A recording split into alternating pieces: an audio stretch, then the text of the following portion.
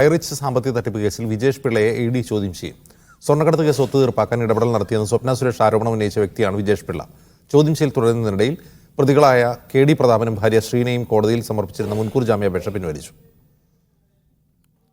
സ്വർണ്ണക്കടത്ത് കേസ് ഒത്തുതീർപ്പാക്കാൻ 30 കോടി വാഗ്ദാനം ചെയ്ത് ഇടപെടൽ നടത്തിയെന്ന സ്വപ്ന സുരേഷിന്റെ ആരോപണത്തോടെയാണ് കണ്ണൂർ സ്വദേശിയായ വിജേഷ് പിള്ളയുടെ പേര് ആദ്യമായി പൊതുമധ്യത്തിൽ ചർച്ചയായത്.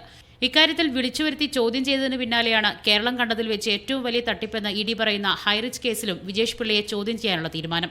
OTT പ്ലാറ്റ്ഫോം സംബന്ധിച്ച സാമ്പത്തിക ഇടപാടിൽ പ്രതികളായ KD പ്രതാപനും ഭാര്യ ശ്രീനയും 40 കോടി രൂപ വിജേഷ് പിള്ളയ്ക്ക് നൽകിയിരുന്നു. ഈ സാമ്പത്തിക ഇടപാടിൽ വ്യക്തത വരുത്തുന്നതിനാണ് ചോദ്യം ചെയ്യൽ. നിക്ഷേപകരിൽ നിന്നും തട്ടിയെടുത്ത പണമാണോ ഇതെന്നാണ് ED പരിശോധിക്കുന്നത്.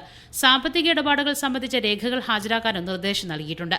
കഴിഞ്ഞ വെള്ളിയാഴ്ച ചോദ്യം ചെയ്യലിന് കൊച്ചി ഓഫീസിൽ ഹാജരാകാത്തതിനെ തുടർന്നാണ് ഇന്ന് രാവിലെ 10 മണിക്ക് ഹാജരാകണമെന്നാവശ്യപ്പെട്ട് ED വീണ്ടും നോട്ടീസ് നൽകിയിരുന്നത്. ഇന്നും ഹാജരാകാത്ത സാഹചര്യത്തിൽ വിജേഷ് പിള്ളയ്ക്ക് വീണ്ടും നോട്ടീസ് നൽകാനുള്ള നീക്കത്തിലാണ് ED. അതിനിടെ KD പ്രതാപന്റെയും ഭാര്യ ശ്രീനയുടെയും ചോദ്യം ചെയ്യൽ തുടരുകയാണ്. OTT platform, crypto currency, multi level marketing സ്കീമിലേക്കുള്ള മെമ്പർഷിപ്പ് ഫീ എന്നിവ വഴി പ്രതികൾ നടത്തിയ തട്ടിപ്പിന്റെ കൂടുതൽ തെളിവുകൾ ശേഖരിക്കുകയാണ് ED. പരമാവധി തെളിവുകൾ ശേഖരിച്ച ശേഷമാകും ഇരുവരുടെയും അറസ്റ്റിലേക്ക് കടക്കുക. ഒളിവിലായിരുന്ന ഇരുവരും EDക്ക് മുന്നിൽ ഹാജരായതിന് പിന്നാലെ എറണാകുളത്തെ സാമ്പത്തിക കുറ്റകൃത്യങ്ങൾ പരിഗണിക്കുന്ന കോടതിയിൽ സമർപ്പിച്ചിരുന്ന മുൻകൂർ ജാമ്യാപേക്ഷയും പിൻവലിച്ചിട്ടുണ്ട്. മീഡിയ 1, കൊച്ചി.